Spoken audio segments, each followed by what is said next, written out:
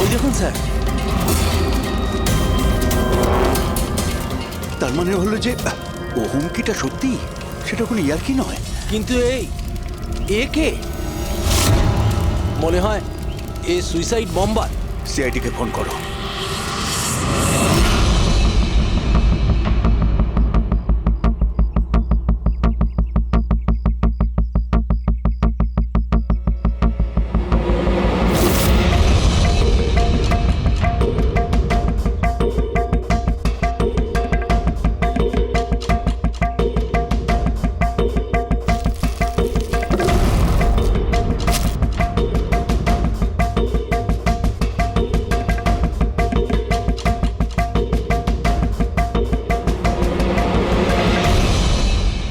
পাওয়া যেতে পারে এর থেকে? পাওয়ার মতো কিছু নেই বস, বডিতে। বডি ডিকম্পোজ হয়ে গেছে, পচে গেছে। তাহলে তো চেনা খুব মুশকিল। না, চেষ্টা করব। সবার আগে এই হাড়ের ওপর যে মাংসর টুকরো আছে, টিস্যুতে আছে, এগুলোকে সরিয়ে হাড়টাকে একদম পরিষ্কার করে দেখি। ঠিক আছে। আইডেন্টিফিকেশনের কোনো চান্স আছে? চেষ্টা করবো দা। আপাতত আমি লাশটাকে ল্যাবে নিয়ে যাচ্ছি। স্যার, সবাই খুব শকে আছে। কলেজের প্রিন্সিপাল বলছিল কিছুদিন আগে কলেজে হুমকি এসেছিল। হুমকি? Bomb threat sir. কেউ স্টাফ রুমের দেওয়ালে লিখে দিয়েছিল যে এই কলেজটা বন্ধ করো, না হলে এখানে ব্লাস্ট হবে। পুরো কলেজটাকে উড়িয়ে দেওয়ার হুমকি, আর এত ছোট একটা ব্লাস্ট। হয়তো ওর হুমকির একটা ছোট ডেমো। কিন্তু এটা কি ধরনের বোম? সাধারণত যেখানে ব্লাস্ট হয় সেখানে লোহার গুঁড়ো পাবে, কাঁচের গুঁড়ো পাবে, পেরেক পাবে, ধারালো সব জিনিস পাবে। তার কারণ হলো যতটা সম্ভব ক্ষতি করা। ফ্রেডি, একবার দেখাও তো।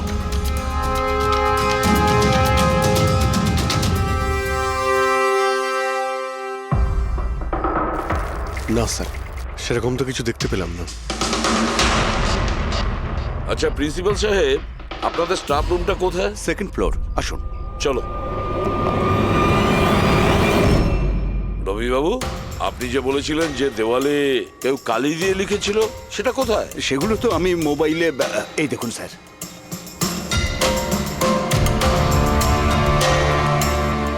তো আপনারা তো তাড়াতাড়ি কি ছিল এই দেওয়ালটা রং করার? সমস্ত স্টাফেরা খুব ঘাবড়ে গিয়েছিল, সবাই চিন্তা করছিল, আর কলেজের পরিবেশ খারাপ হচ্ছিল। তারপর এক্সামিনের সময় এসে গেছিল, সেই জন্যই আমি মুছে দিয়েছি। কিন্তু এই পেনটা কে করেছে? ওই তো আমাদের রাম আদর্শ, আমাদের কলেজের কন্ট্রাক্টর, ওই করেছে রং।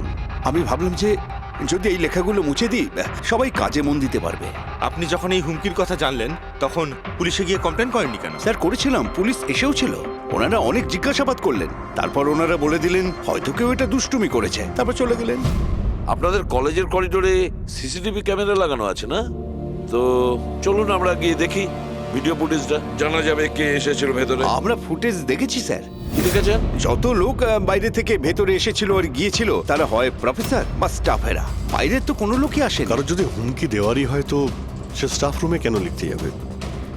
আপনার রুমেও লিখতে পারতো, বা কলেজের যে মেন গেট রয়েছে সেখানেও সে লিখতে পারতো। এখানেই কেন লিখলো?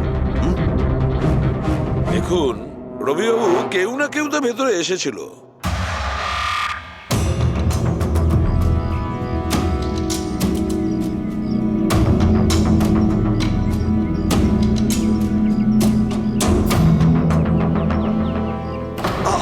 আরে স্যার, স্যার, অভিজিৎ,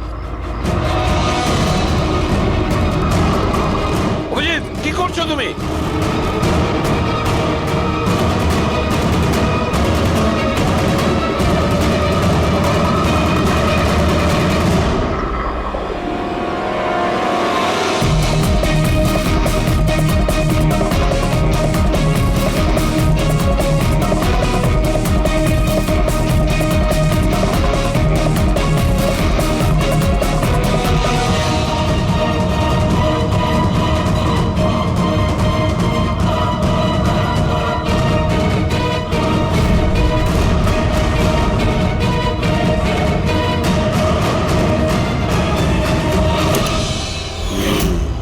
যেখানে ব্লাস্ট হয়েছিল সেই স্পটটা এই জানালার একদম নিচেই। আর এই জানালাটা স্টাফ রুমের একদম পাশে, আর জানালার ঠিক লাগোয়া হলো এই বেঞ্চ।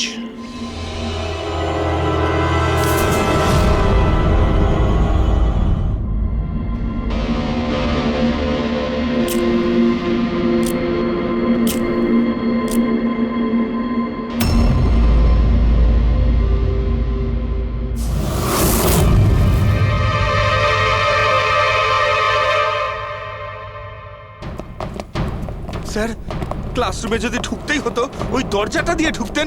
এরকম হার্ট অ্যাটাক করানোর কি প্রয়োজন ছিল? আরে আমি চেক করছিলাম যে আমাদের বোমবার সে কতটা রিস্ক নিয়েছিল স্টাফ রুমে গিয়ে ওই হুমকি দেওয়া পেন্ট লেখার জন্য।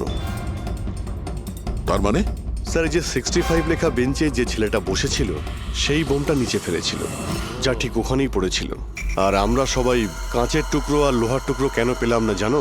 মানে ওটা হোমমেড বোম ছিল? এক্স্যাক্টলি, এটা হোমমেড বোম ছিল।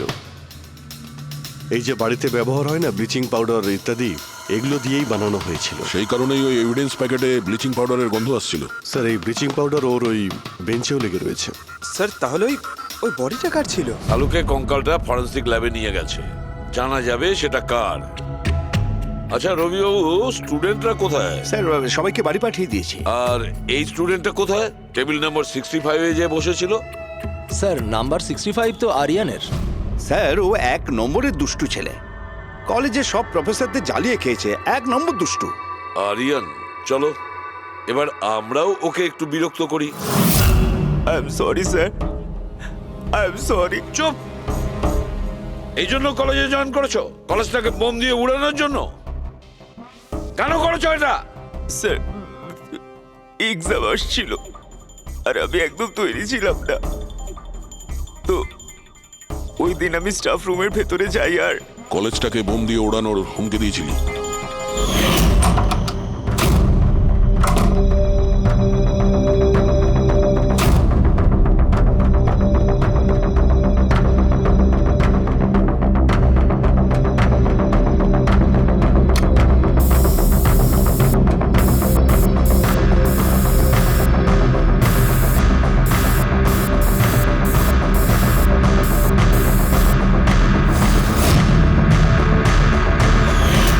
আমি ভেবেছিলাম যে এতে কলেজ ম্যানেজমেন্ট ভয় পেয়ে যাবে আর এক্সামকে পোস্টপোন করে দেবে, যাতে আমি আরেকটু সময় পেয়ে যাই তৈরি হতে।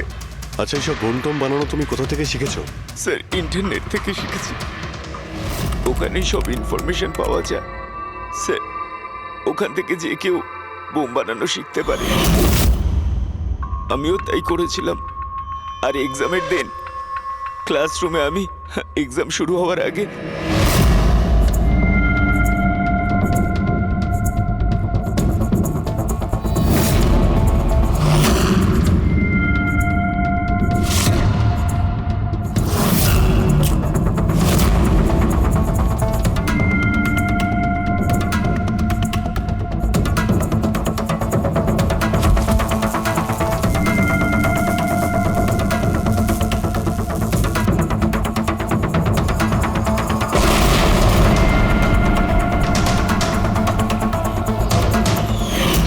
যদি এই বুদ্ধিটা পড়াশোনায় কাজে লাগাতে, তাহলে অনেক বড় কাজ করতে পারতে। স্যার, আমি এইসব এক্সামটা বন্ধ করতে করেছিলাম। স্যার, আমি কাউকে মারতে চাইনি। কিন্তু মেরেছো তো ঠিকই না?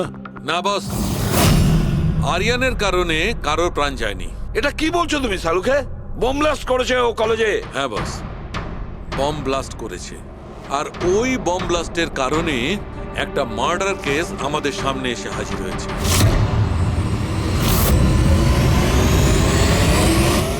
এটা কি বলছো তুমি সালুকে? বোম ব্লাস্ট করেছে ও কলেজে? হ্যাঁ বস, বম ব্লাস্ট করেছে। আর ওই বম ব্লাস্টের কারণে একটা মার্ডার কেস আমাদের সামনে এসে হাজির হয়েছে। বস, যেখানে আমরা ওই ব্লাস্ট সাইটের পাশে কঙ্কাল পেয়েছিলাম, ওই কঙ্কালটা আসলে 22 থেকে 24 বছর বয়সের একটা ছেলের লাশ, যার মৃত্যু আজ থেকে 2 বছর আগে হয়েছিল। কি 2 বছর আগে? এটা তো ভালোই হয়েছে, এর বমের কারণে ওখানে ব্লাস্ট হয়েছে আর লাশ বেরিয়ে এসেছে। নাহলে তো জানতেই পারতাম না একটা লাশ ওখানে পোঁতা রয়েছে। আর মৃত্যু হয়েছে কি করে? এটা বলা খুব কঠিন ব্যাপার বস। কোনো এভিডেন্স নেই, শুধু হাড়, আর ওই হাড়ের ওপর না কোনো বুলেটের চিহ্ন আছে, না কোনো ছুরির চিহ্ন আছে, কিচ্ছু নেই। কিন্তু আপনার গাট ফিলিং কি বলছে? অভিজিৎ, এই ধরনের কেসে গার্ড ফিলিং কোনো কাজ করে না। যা কিছু হতে পারে বস। হতে পারে কেউ ওর গলা টিপে দিয়েছে, কেউ ওকে বিষ দিয়ে মেরেছে, অথবা এটাও হতে পারে যে কেউ ওকে জীবন্ত জমির মধ্যে পুঁতে দিয়েছে। কিন্তু বস, এত কিছু সত্ত্বেও একটা সাফল্য পাওয়া গেছে। কি? এই দেখো, এইটা।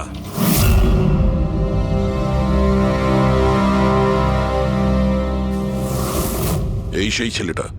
হ্যাঁ স্যার, এই কলেজে প্রিন্সিপাল হবার আগে আমি কেমিস্ট্রি টিচার ছিলাম।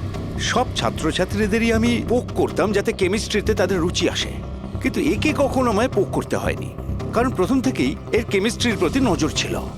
খুব ব্রিলিয়েন্ট ছিল স্যার। আর্থ ন্যাশনাল কেমিস্ট্রি অলিম্পিয়াড অ্যাওয়ার্ড 2015, 2 বছর আগে। আগে হ্যাঁ, আমরা এই অ্যাওয়ার্ড পেয়েছিলাম। আর শালুকের কথা অনুযায়ী ওর মৃত্যু 2 বছর আগে হয়েছিল। আপনাকে কেউ কিছু বলেনি যে ও চলে গেছে, ও নিখোঁজ হয়ে গেছে? পুলিশের রিপোর্ট তো নিশ্চয়ই করেছে। না স্যার, আমাকে কেউ কিন্তু বলেনি। কে যেন বলেছিল এর আর ওর বাবার মধ্যে কোনো বনিবনা ছিল না, তাই বাড়ি ছেড়ে চলে আসে। তবে খুবই ব্রিলিয়েন্ট ছেলে ছিল স্যার, পড়ায় খুবই মনোযোগ ছিল। আরে আমাদের কলেজের কেমিস্ট্রি ল্যাবে অ্যাসিস্ট্যান্টের কাজও করতো, আর তাতে যা টাকা পেত সেগুলো খরচ করতো না, সবই সঞ্চয় করতো। কোনো বিশেষ জিনিসের জন্য ও টাকা জমাতো? ও বলতো যে আমি কোনো এনজিওর সাথে মিলে দুস্থ মানুষদের সাহায্য করব। হ্যালো স্যার, মাইসেলফ প্রণব, কলেজের চেয়ারম্যান আর লোকাল কর্পোরেটর। ইন্সপেক্টর, আমি এসব কি শুনছি যে এই যে ব্লাস্ট হয়েছে সেটা সুইসাইড বম্বারের কাজ? না, কোনো সুইসাইড বোম অ্যাটাক হয়নি, বরং একটা খুন হয়েছে। খুন? আগে হ্যাঁ, আর সেই খুনটা 2 বছর আগে হয়েছিল। আপনারই এক স্টুডেন্ট ছিল আর্থ, ওকেই খুন করা হয়েছিল। গড। ইন্সপেক্টর প্লিজ, আমাদের স্টুডেন্টের ওপর এর একটা খারাপ প্রভাব পড়ছে, আর আমি কলেজটা খুব তাড়াতাড়ি আবার খুলতে চাই। So please, I request you, এই কেসটা যত তাড়াতাড়ি সম্ভব সলভ করুন। আমরাও এটাই চাই। Thank you. অ্যান্ড ইয়েস, আপনাদের কোনো রকমের কোনো সাহায্যের প্রয়োজন হলে একটুও দ্বিধাবোধ করবেন না, আমি যা করতে পারি করব। আপাতত শুধু ওর বাড়ির ঠিকানাটা দিলেই হবে। স্যার, আমার মনে হয়েছিল ও আমার উপর রেগে আছে, আমার উপরে অভিমান করেছে। হয়তো ওর রাগ কমে গেলে নিজের থেকেই বাড়ি ফিরে আসবে, কিন্তু কি করে জানো যে ও? কিন্তু আমরা শুনেছি যে আপনাদের মধ্যে সবসময় নাকি কোনো না কোনো ঝামেলা হতো। হ্যাঁ স্যার, এখন রিয়েলাইজ করতে পারছি যে বেশিরভাগ ভুল আমিই করেছিলাম। আমি নিজেকে একজন ভালো বাবা করে তুলতে পারিনি। ও ঘর ছেড়ে কবে গেছিল আপনার মনে আছে? 12ই আগস্ট 2015। বলেছিল কলেজ যাচ্ছে, তারপর আর ফিরে এলো না। আপনি আপনার ছেলের বন্ধু বান্ধবদের জিজ্ঞাসাবাদ করেননি? হ্যাঁ স্যার, করেছিলাম, কিন্তু ওরা কিছু বলতে পারলো না। পুলিশে নিশ্চয়ই কমপ্লেন লিখিয়েছিলেন? প্রত্যেকটা স্টেটের খবরের কাগজে ওর হারিয়ে যাওয়ার খবর ছাপিয়েছিলাম, কিন্তু তাতেও কিছু হয়নি। আমরা ওর রুমটা কি একবার দেখতে পারি? স্যার, ও চলে যাওয়ার পর থেকে ঘরটা বন্ধই রেখে দিয়েছিলাম। যদি আপনারা মনে করেন যে এখান থেকে কিছু নিলে ওর খুনিকে ধরা সম্ভব হবে, তাহলে প্লিজ আপনারা নিতে পারেন। এসব কেমিস্ট্রির বই, আমরা তো কিছু বুঝতেই পারবো না এর। ডক্টর সালুকে স্যারকে পাঠিয়ে দিই, যদি উনি কিছু বলতে পারেন। আচ্ছা, এই যে ফটোগ্রাফটা আছে এইখানে, কলেজের প্রিন্সিপাল স্যারের সঙ্গে যে 4 জন আছে এইখানে, এদের সবাইকে চেনেন আপনি? হ্যাঁ, এরা ওর ছোটবেলাকার বন্ধু। তুষার, লোকেশ, বীর, খুশি, ওরা সব কলেজে একসাথেই পড়তো আর খুব ভালো বন্ধু ছিল। আচ্ছা, এদের সঙ্গে একবার দেখা করি। এদের অ্যাড্রেস দিন তো আমায়।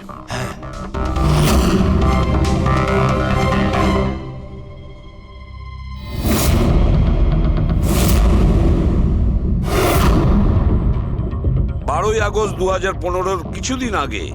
হ্যাঁ, আমি জানি 2 বছর আগের কথা আমি বলছি। তোমরা একটু ঠান্ডা মাথায় ভেবে দেখো, দেখো কিছু মনে পড়ে কিনা। কি হয়েছিল? স্যার এক্স্যাক্ট কিছু তো আমার মনে নেই, কিন্তু 6 অগস্টের দিনটা আমার মনে আছে, কারণ ওই দিন আমার বার্থডে ছিল। আচ্ছা, আর ওই দিন আমি আর্থকে দেখেছিলাম। ও ও গেটওয়েকে কিছু পয়সা দিয়েছিল আর কিছু কিনেছিল ওর থেকে। গেটওয়ে? আমাদের কলেজে একে স্টোন ব্রিজের ওয়াচম্যান স্টুডেন্টদের খুব ফেভারিট ছিল। ওর সামনের দুটো দাঁতের মাঝখানে খুব বড় একটা ফাঁক ছিল। এই জন্যই আমরা ওকে গেটওয়ে অফ স্টোন ব্রিজ বলে ডাকতাম। এমনি তো ওর আসল নাম কি ছিল? জানি না স্যার, আমরা কোনোদিন কোনোরকম ভাবে ওকে জিজ্ঞেসই করিনি ওর নাম কি ছিল। হ্যাঁ স্যার, আমরা ওকে শুধু গেটওয়ে বলেই ডাকতাম। আর কিছু মনে আছে? হ্যাঁ স্যার, 6 অগস্টের কদিন বাদে আমি আর্থকে গেটওয়ের সঙ্গে ঝগড়া করতে দেখেছিলাম। কিছু আর্গুমেন্ট চলছিল ওদের মধ্যে।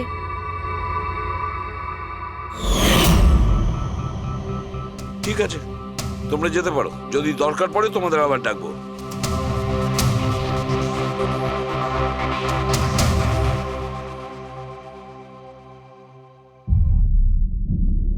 কি মনে হচ্ছে? গার্ডকে আমাদের ধরতে হবে, ও নিশ্চয়ই কিছু বলতে পারবে। আর স্যার, এই ছেলেটা ওয়াচম্যানের থেকে কি কিনছিল? এক্সকিউজ মি স্যার, হ্যাঁ, আমি আপনাদের কিছু বলতে চাই। কি? হয়তো আপনাদের এটা শুনে একটু আশ্চর্য লাগবে, কিন্তু আমি আগে থেকেই জানতাম যে আর্থ মারা গেছে। কি? ও মারা গেছে এটা তোমার কেন মনে হয়েছিল? দ্যাট আই ডোন্ট নো, এটা একটা গাট ফিলিং। আমি আগে থেকেই জানতাম যে ব্যাস আর্থ আর বেঁচে নেই। আর কি কারণ আপনার এই গাট ফিলিং এর? কারণ আছে স্যার, এই দেখুন ফ্রেন্ডস বুকে আর্থের প্রোফাইল, এই সমস্ত পিকচার্স আর পোস্টস।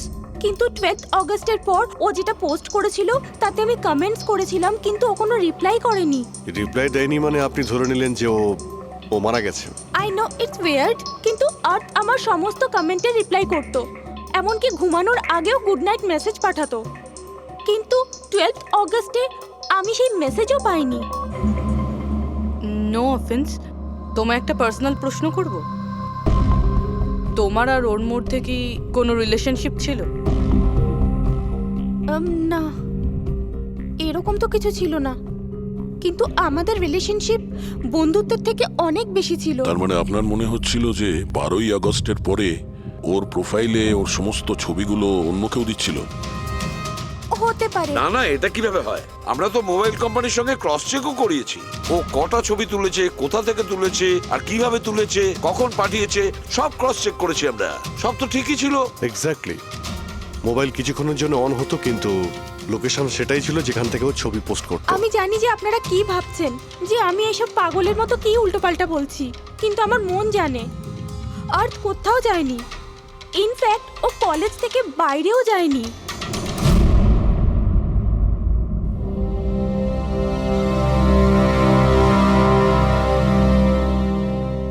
স্যার, হ্যাঁ, স্যার এটা দেখুন, খুশি ঠিক বলছিল, আর্থ কোথাও যায়নি। এটা কি করে সম্ভব? স্যার আমি সব ছবির রিভার্স ইমেজ চেক করেছি। রিভার্স ইমেজ মানে যা থেকে তার ডিটেলসটা পাওয়া যায়? হ্যাঁ স্যার, যদি ধরুন কোনো ছবি আমরা ইন্টারনেটে আপলোড করি, তাহলে সেই ছবির সব ডিটেলস আমরা পেয়ে যাব। কটার সময় তোলা হয়েছিল, কোথায় তোলা হয়েছিল, সব। আর যদি ওই ছবি কেউ কোনো এডিট করতে চায় বা ট্যাম্পারিং করতে চায়, তাহলে আমরা অরিজিনাল ফটোটাও কি আছে সেটা বুঝে যাব। আর স্যার, আর্ট 12ই আগস্টের পর থেকে যতগুলো ছবি আপলোড করেছিল, আমি সেগুলোর রিভার্স ইমেজ চেক করেছি। এই দেখুন স্যার, কি পেয়েছি।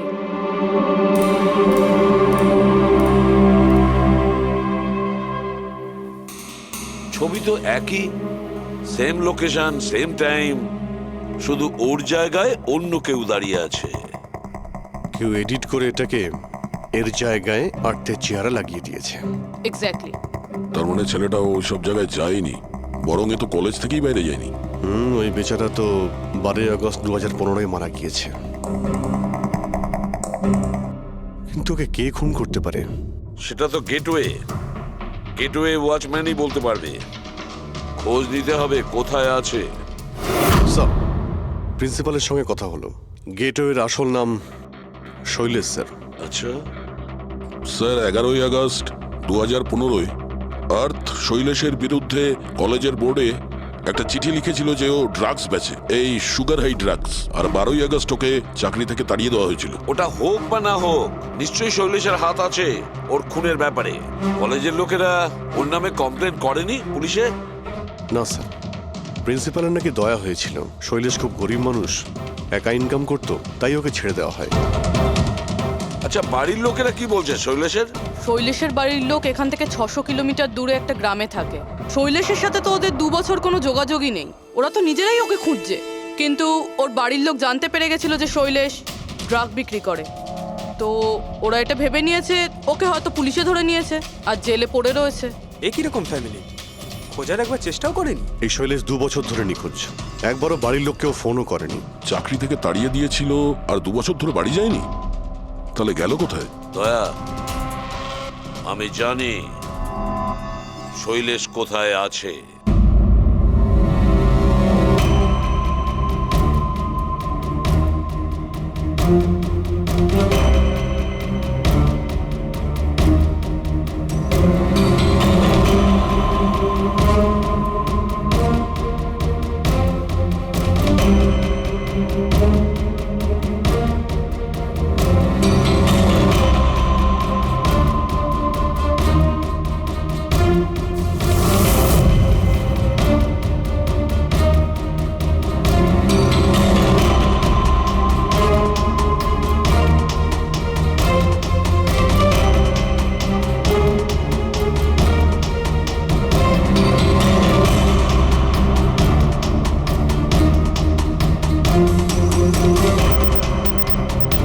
স্যার, স্যার, স্যার পেয়ে গেছি। এই দেখুন।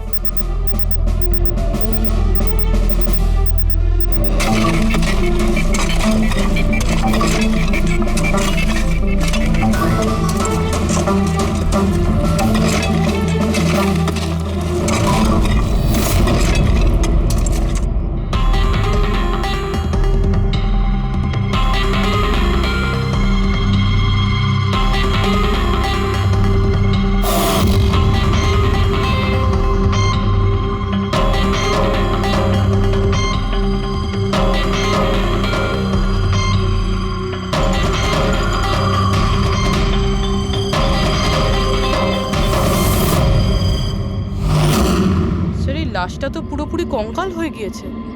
একে চিনতে পারবো কিভাবে? ডক্টর সালুখে আছে তো? এই লাশটাকে চেনার জন্য ডক্টর সালুখের কোনো প্রয়োজন নেই। এই কঙ্কাল নিজেই তার পরিচয় বলে দিচ্ছে। এই দেখো, এর দাঁতের মাঝখানে গ্যাপ আছে। কলেজের ওয়াচম্যান শৈলেশ কুমার। স্যার, আশ্চর্য ব্যাপার, পার্কিং লটে দুটো লাশ পাওয়া গেল আর কেউ এটার ব্যাপারে কিছু জানেই না। You are right. কারোর তো এটা জানা উচিত ছিল। তার তো অবশ্যই জানা উচিত যে পার্কিং লটের ফ্লোর বানিয়েছে। কলেজের কম্পাউন্ডের মধ্যে দুটো লাশের কঙ্কাল পাওয়া গেছে, আর আপনারা কিছু জানেনই না? কি না স্যার? আচ্ছা, যে পার্কিং লটের যে কাজ হয়েছে এখানে, মানে এই মেঝে বা এই সব কিছু, এগুলো কবে হয়েছিল কিছু বলতে পারবেন? এগুলো তো 7ই আগস্ট 2015। মানে 2 বছর আগে, যে সময় আর্থ মারা গিয়েছিল, মানে তার আশেপাশেই। মানে যেই এই কংক্রিটের কাজটা বা মাটি ভরার কাজটা করেছে, ও জানতো যে ও দুটো লাশের ওপর মাটি ফেলছে। হ্যাঁ, এই সমস্ত কাজ এখানে কে করেছিল? রাম আদর্শ, আমাদের কলেজের কন্ট্রাক্টর। এসব কাজ ওই করে থাকে। ওই কন্ট্রাক্টর যে অফিসের পেন্টিং করেছিল? আগে হ্যাঁ, এই পার্কিং লট আর মাটি ঢালার কাজ ওই করেছে স্যার। এই রাম আদর্শ থাকে কোথায়? লোকটা তো দেখছি বাড়িটা বেশ ভালোই হাঁকিয়েছে।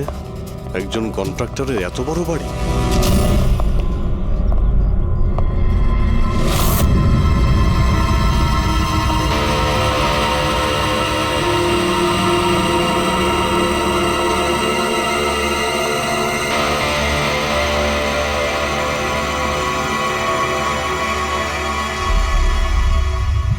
আচ্ছা দাদা, এটা কি করে হলো? কি আর বলবো বাবা, আমার তো আর জীবনের প্রতি মায়া দেয়নি। দেখো না, কালকেই কত হাসি ঠাট্টা করছিল আদার, আর কালকেই হঠাৎ একটা অ্যাক্সিডেন্টে প্রাণ চলে গেল। অ্যাক্সিডেন্ট? অ্যাক্সিডেন্ট? আগে আর্থ আর শৈলেশ করেছিল, এখন এই রাম আদর্শ। একমাত্র এই ছিল যে এই কেসের শেষ সাক্ষী। এটা কারো প্ল্যান মনে হচ্ছে বস। আর এটা তো কোনো কাকতালীয় হতে পারে না। মনে হচ্ছে কেউ জেনে গেছে যে আমরা এই কেসটাকে ইনভেস্টিগেট করছি, নিজের জীবন বাঁচানোর জন্য রাম আদর্শকে মেরে দিল। আমার তো মনে হয় এই কলেজেরই কেউ হবে। সে কে এটা জানতে কলেজের হিস্ট্রি ঘাঁটতেই হবে। স্যার, হ্যাঁ, স্টোনব্রিজ কলেজের ফিনান্সিয়াল হিস্ট্রি একদম ক্লিন। টাকা বা ডোনেশনের ক্ষেত্রে কোনো ঘাপলা নেই। স্যার এই আর্টিকেলটা পেয়েছি। 3 আগস্ট 2015-তে AK স্টোনব্রিজ কলেজের কেমিস্ট্রি ল্যাবে স্টুডেন্টদের ওপর একটা আজব সাইড এফেক্ট হয়েছিল। সবাই অজ্ঞান হয়ে গিয়েছিল। মনে হয় কোনো কেমিক্যাল রিয়াকশন ছিল। এটা কি ধরনের কেমিক্যাল? স্যার ওটা তো অথরিটিসও জানতে পারেনি। সবাই এটাই মেনে নিয়েছিল যে কোনো একটা স্টুডেন্ট হয়তো দুটো কেমিক্যালকে একসাথে মিলিয়ে ফেলেছিল। কেমিক্যাল রিঅ্যাকশনের এত স্ট্রং এফেক্ট যে সেটা পুরো ল্যাবে ছড়িয়ে পড়ে। হতে পারে অভিজিৎ, কিছু কিছু কেমিক্যালের খুব স্ট্রং রিয়াকশন হয়, যেমন হচ্ছে নেনথানাইট। বস, আমি ওর কেমিক্যাল জার্নাল দেখেছি, ওখানে একটা অদ্ভুত জিনিস দেখেছিলাম। 10 আগস্ট 2015-তে ওর কেমিক্যাল জার্নালে একটা বিশেষ কথা লিখেছিল। কি? আর্থ কেমিক্যাল ল্যাবে সুগার হাই ড্রাগের টেস্টিং করে ওর কেমিক্যাল ফর্মুলা বের করে লিখেছিল সুগার হাই, যাকে কেমিক্যাল ভাষাতে নেনথানাইনও বলে। এটা একটা বিশেষ ধরনের ড্রাগ, যেটা একটা অদ্ভুত নেশা সৃষ্টি করে। কিন্তু এই আর্থ সুগার হাইয়ের টেস্টিং করছিল কেন? 1 মিনিট, এগুলো আমরা নোট করি। 3 আগস্ট 2015 স্টোনব্রিজ কলেজের স্টুডেন্টরা অজ্ঞান হয়ে গিয়েছিল। 6 আগস্ট 6 তারিখ খুশি আর্থকে শৈলেশের সঙ্গে সুগার হাই ড্রাগ কিনতে দেখে ফেলেছে। 7 আগস্ট কলেজের পার্কিং লট তৈরি হয়, কনস্ট্রাকশন শুরু হয়। 10 আগস্ট আর্থ সুগার হাই কেমিস্ট্রি ল্যাবরেটরিতে টেস্ট করে। 11 আগস্ট আর্থ কলেজ বোর্ডকে জানিয়েছিল শৈলেশ কলেজে ড্রাগস বিক্রি করে। 12 আগস্ট 2015 শৈলেশকে চাকরি থেকে বরখাস্ত করা হয়। আর ওই দিনেই, মানে 12 আগস্টের দিনেই আর্থকে খুন করা হয়।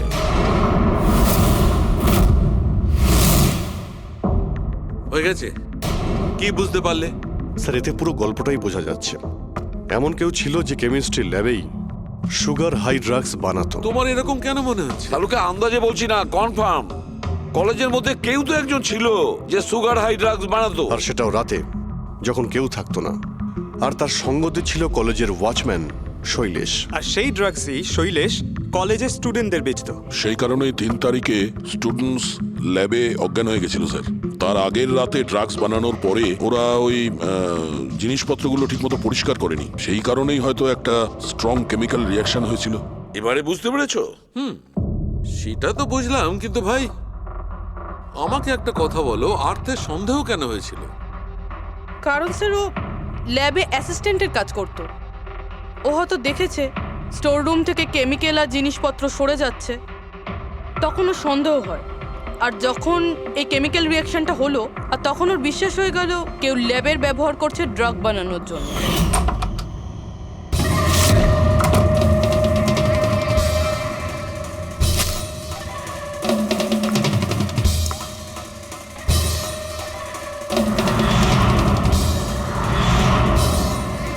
তারপর 10 তারিখে আর্থ ল্যাবে সুগার হাইয়ের টেস্ট করেছিল, এইটা জানার জন্য যে ওগুলো সত্যি সত্যি ড্রাগস কিনা। তারপর টেস্টের পরে টেস্টের সমস্ত ডিটেল ও একটা রিপোর্টে লিখে নিল। যখন ওর জানতে পারলো যে এই সুগার হাই একটা ড্রাগস, তখন ও কলেজ বোর্ডকে একটা চিঠি লিখেছিল। যখন এই কথা ওই ড্রাগ বানানোর লোকেরা জানতে পারলো, তখন ওরা ভয় পেয়ে গেছিল কে এই আর্থ ওদের কাছে পৌঁছে যাবে, সেই কারণে আর্থকে মেরে দিয়েছিল। তারপরে স্যার শৈলেশকে মারে। যাতে ওর কোনো উইটনেসই না বেঁচে থাকে। কিন্তু স্যার এরকমটা কে করতে পারে? যে কেউ হতে পারে, যার কেমিস্ট্রির ওপর খুব ভালো দখল আছে আর যে সবসময় ল্যাবে যাতায়াত করতো। স্যার ওই কলেজের প্রিন্সিপাল, উনি তো শৈলেশকেও পুলিশের কাছে দেননি। কেমিস্ট্রির নলেজ তো লোকেশ, তুষার আর বীরেরও রয়েছে। হায়ার স্টাডির জন্য ওরা বড় বড় ইনস্টিটিউটেও গিয়েছিল, তাও সেটা স্টুডেন্ট লোন বা স্কলারশিপ ছাড়া। এত টাকা পেলো কোথা থেকে ওরা? স্যার হতে পারে তার মা বাবা দিয়েছে, বা এমনও হতে পারে কোনো বেআইনি কাজ করেছে টাকার জন্য। যে কেউ হতে পারে, এদের মধ্যে কেউ বা বাইরের কেউ, কাউকে ভরসা করা যায় না। একটা কথা, এই আপনাদের এই খুশির ওপর ভরসা আছে স্যার? কেন দা? মানে যদি এই খুশি ভরসা করার মতন হয় তাহলে আমার কাছে একটা প্ল্যান আছে। কিরকম প্ল্যান? আর্থ, শৈলেশ আর রাম আদর্শ তিনজনেই মারা গেছে, আর তোমার ষড়যন্ত্র আমি সব জানি। আর যদি তুমি চাও যে এটা গোপন থাকুক, তাহলে আজকে কলেজের পার্কিং লটে 1 কোটি টাকা নিয়ে চলে এসো।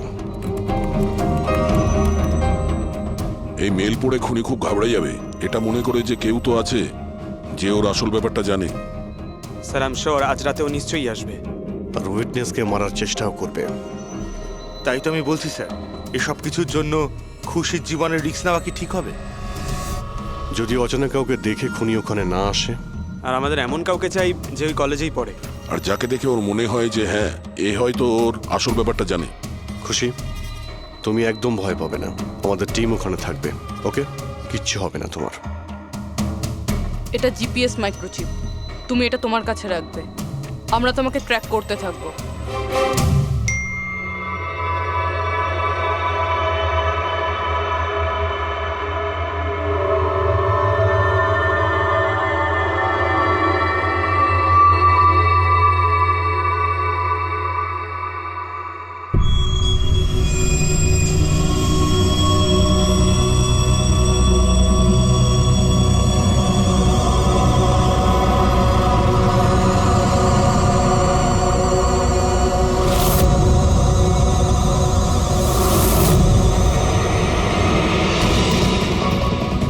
স্যার আপনারা কাউকে দেখতে পেলেন কি? না, এখনো পর্যন্ত না। ঘাবড়িও না, তুমি শুধু অ্যালার্ট থেকো ব্যাস। তুমি একদম ভয় পাবে না, আমরা তোমার আশেপাশেই আছি, বুঝেছো? ওকে ওকে স্যার।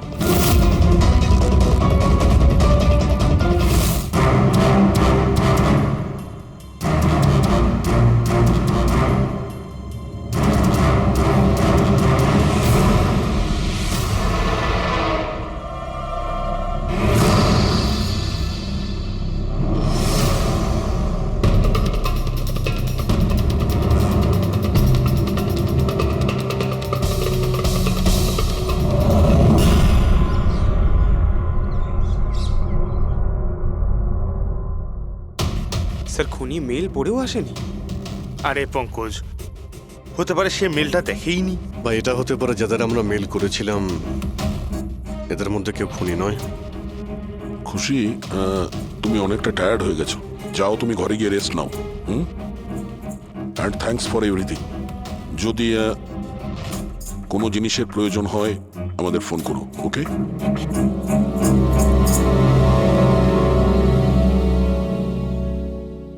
ভাই এরকম হতেই পারে না যে ওরা মেল পাওয়ার পরে ওখানে চেক করতে আসবে না।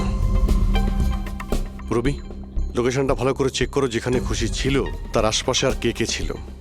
এই রাম আদর্শের ডিটেলসও চেক করতে হবে, এত বড় লোক কি করে হলো। খুনিকে ব্ল্যাকমেল করছে হয়তো। ব্ল্যাকমেল যদি করেই থাকে তো ওর টাকা কোথা থেকে আসতো? ফ্রেডি, ওর অ্যাকাউন্টটা ভালো করে চেক করো, দেখো ওর কাছে টাকা কোথা থেকে আসতো।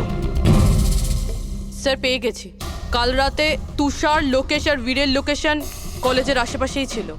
মানে এরা তিনজন মিলে ড্রাগস বানাচ্ছিল? এদের সবার ডিটেলসটা বের করো পঙ্কজ। কিন্তু স্যার এরা যদি ওখানেই থেকে থাকে তাহলে পার্কিং লটে এলো না কেন? দেখতে এসেছিল হয়তো যে ওদের ব্ল্যাকমেল কে করছে।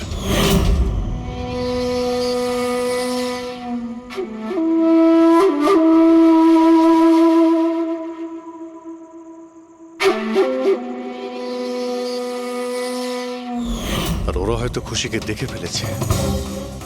ওকে কেউ মেরে ফেলতে পারে। ফোন করো ওকে।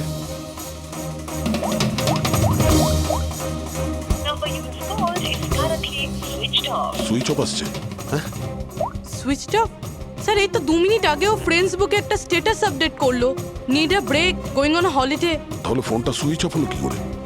আচ্ছা, খুশির কিছু ওই চিপ যেটা আমরা দিয়েছিলাম সেটা হয়তো ওর কাছেই আছে। ওর লোকেশন ট্র্যাক করো কোথায় আছে। স্যার, এই রাম আদর্শ রাম কাহিনী আমার মাথায় ঢুকে গেছে। 2রা আগস্ট 2015-র পরে ও একটার পর একটা বড় বড় গভর্নমেন্ট প্রজেক্ট পেতে থাকে এবং তার ফলেই ও আজকে এত বড় লোক। আর এই সমস্ত প্রজেক্ট দিয়েছিল একটাই লোক, প্রণব, কলেজের চেয়ারম্যান। স্যার, একটা শকিং নিউজ আছে। প্রণব তুষারের আঙ্কেল। মাই গড, এর মানে হলো তুষার আর তার বন্ধুরা এই কলেজে ড্রাগ বানাচ্ছে আর প্রণবোদের প্রশ্রয় দিচ্ছে। আর এখন ওরা খুশিকে মারতে চাইছে। স্যার, স্যার খুশির লোকেশন খুঁজে পেয়েছি।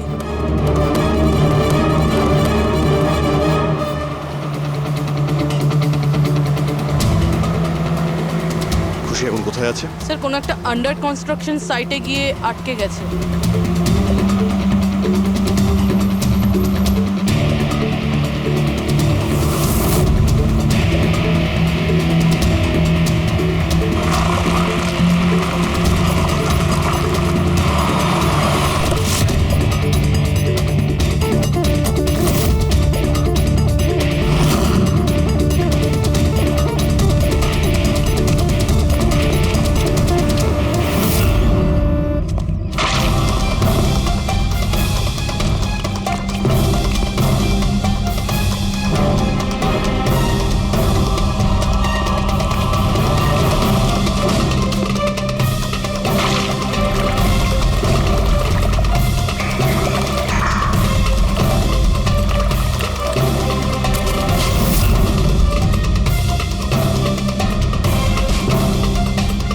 একদম টাটকা সিমেন্ট।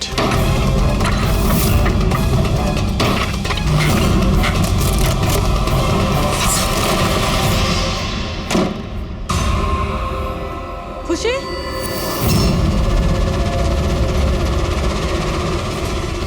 খুশি? খুশি? স্যার, স্যার এ বেঁচে আছে।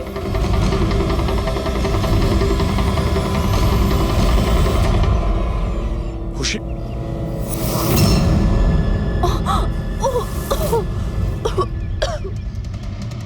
ওরা হয়তো বেশি দূর যেতে পারেনি। ওদের ফটো সমস্ত পুলিশ স্টেশনে পাঠিয়ে দাও, ধরা পড়ে যাবে। 3টেকে তো পরে দেখবো, আগে ওই লোকটার ঘাড় ধরি যার হাত এদের মাথার উপরে আছে।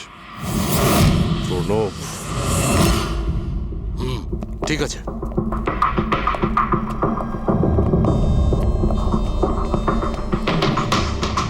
আপনারা? আগে হ্যাঁ, ওই দিন তো আপনিই বলেছিলেন যদি কোনোদিন কোনো প্রবলেম হয় আপনার কাছে চলে আসতে। হ্যাঁ, অফকোর্স আই রিমেম্বার। প্লিজ আমাকে বলুন আপনাদের কিভাবে সাহায্য করতে পারি। না ঠিক আছে, আমরা এখানে কিছু জিজ্ঞাসা করতে আসিনি, একটা ব্যাড নিউজ দিতে এসেছি। Bad news? আগে হ্যাঁ, ওই মেয়েটা আছে না খুশি, ও বেঁচে গেছে। খুশি? কে খুশি?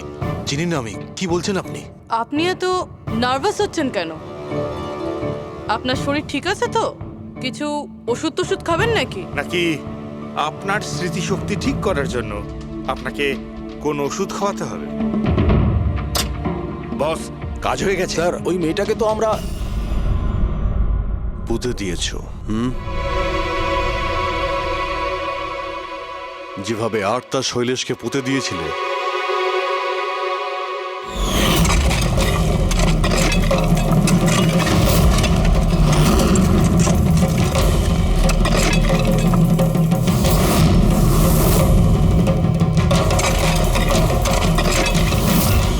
অন্তত ওই জুতোর থেকে ওই সিমেন্টগুলো তো পরিষ্কার করে নিতে, যার নিচে ওই মেয়েটাকে কবর দিয়েছো। হ্যাঁ, আর ওকে আমরা বাঁচিয়েও নিয়েছি। বলুন প্রণব বাবু, কিছু বলবেন আপনি? আমি অনেক টাকা কামাতে চেয়েছিলাম, আর তার জন্য সব থেকে সহজ উপায় ছিল ড্রাগস। আর আজকালকার ছেলে মেয়েদের এই নেশা করতে বেশি সময় লাগে না। আর তারপর আমি ড্রাগস বাইরে থেকে নিয়ে এসে আমার স্টুডেন্টদের বিক্রি করতে চাইনি। এই জন্য আপনি নিজেই ড্রাগস বানানো শুরু করে দিলেন এই কলেজের ল্যাবে। আর ওগুলো বিক্রি করার দায়িত্ব দিয়ে দিলে ওয়াচম্যান শৈলেশকে। আর আর্থ যখন তোমার সত্যিটা জানতে পেরে যায় তখন তুমি ওকে মেরে ফেলো। আর শৈলেশকেও মেরে দিয়েছেন যাতে কোনো উইটনেস না থাকে। হ্যাঁ, তোমার কি মনে হলো আর্থের ফোনটাকে এখানে ওখানে পাঠিয়ে দিলেই পুলিশ বোকা বনে যাবে? হ্যাঁ, তোমাদের মধ্যে সেই মহান ব্যক্তিটি কে যে আর্থের মোবাইল নিয়ে ভারত ভ্রমণ করতে বেরিয়েছিল? ও, সেটা তুমি ছিলে? হ্যাঁ, সোশ্যাল মিডিয়াতে ফটো আপলোড করার খুব শখ না তোমার? অনেক শহর তুমি ঘুরেছ, কিন্তু আসামি যতই ঘুরুক শেষে তাকে একটাই জায়গায় আসতে হয়, জেল। তোমরা তিনজন সেখানেই যাবে। আর খুব তাড়াতাড়ি তোমার ভাইপো তুষার আর তার দুজন সঙ্গী লোকেশ আর বীর ওরা ওখানে চলে আসবে। হ্যাঁ,